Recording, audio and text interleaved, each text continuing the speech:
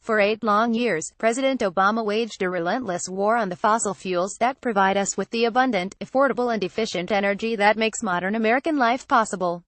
One of President Trump's greatest accomplishments has been to end that ill-advised war, and now his actions are bringing about a peace dividend that will benefit us all, by terminating President Obama's Climate Action Plan, Clean Power Plan, biased climate research and other programs, as well as withdrawing from the Paris Climate Agreement. President Trump will save the American people billions of dollars. Already, the fossil fuels peace dividend is creating growing employment, a resurgent economy and rising wages. America's ingenuity and muscle are once again being unleashed, after being shackled for years by the big government regulators of the Obama administration. Moreover, we are realizing these gains without losing significant health and environmental protections. Many Obama administration environmental regulations were based on phony or exaggerated claims that downplayed their costs and hyped their benefits.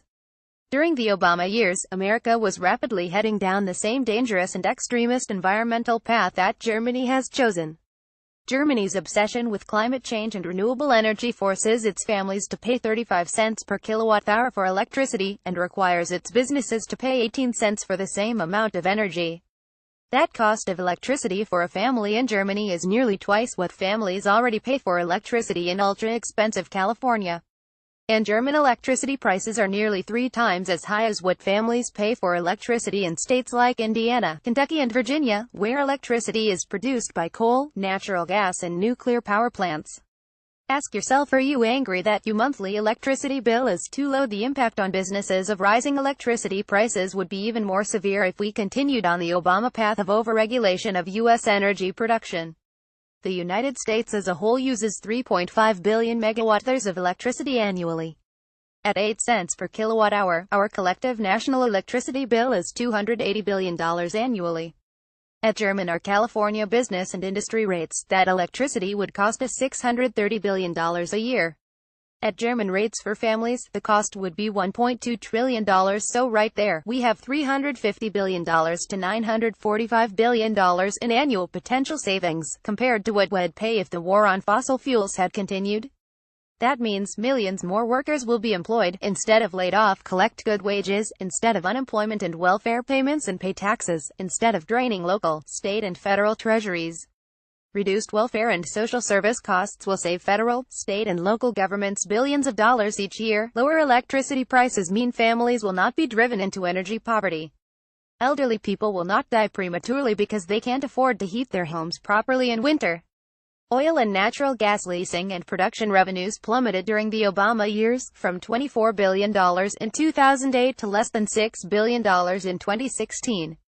This was partly because the fracking revolution halved petroleum prices. But it was also because Obama administration regulators resolutely resisted leasing and drilling. Interior Secretary Ryan Zinke is now expanding leasing, drilling and mining. And he is reducing excessive regulatory delays and costs, without endangering the environment, health or safety. Adjusted for today's energy prices, Institute for Energy Research calculations put the value of federally controlled, technically recoverable oil and gas resources at an astounding $60 trillion. Congressional Budget Office estimates indicate that producing just a portion of those vital resources could generate $70 billion in state and federal revenues over a 10-year period from bonuses, rents, royalties and taxes. Finding and producing that oil and gas would generate jobs, energy, raw materials for petrochemicals, and oil and gas for exports. Unfortunately, far too many legislators, regulators and agitators are wedded to campaigns that demonize fossil fuels and subsidize alternatives. They galvanize lobbyists, activists and crony capitalists to defend these programs, and marginalize, ostracize and even criminalize anyone who stands in their way. They make big campaign contributions to get helpful politicians elected. These folks exaggerate and fabricate man-made climate and weather chaos, conjured up by clever computer models, and then rush forward to protect us from hypothetical horrors decades from now, by imposing edicts that harm our livelihoods and lower our living standards today. President Trump will need to conduct mop-up operations for years to come. But because of his actions, we will not be compelled to spend as many trillions of dollars building massive industrial facilities that would be needed to replace fossil fuels with pseudo-renewable, pseudo-sustainable and pseudo-climate-friendly wind, solar and biofuel industrial sites. President Trump's critics say he hasn't accomplished much. But on the energy front, where he can act without the need for congressional action, he has accomplished an enormous amount for the American people.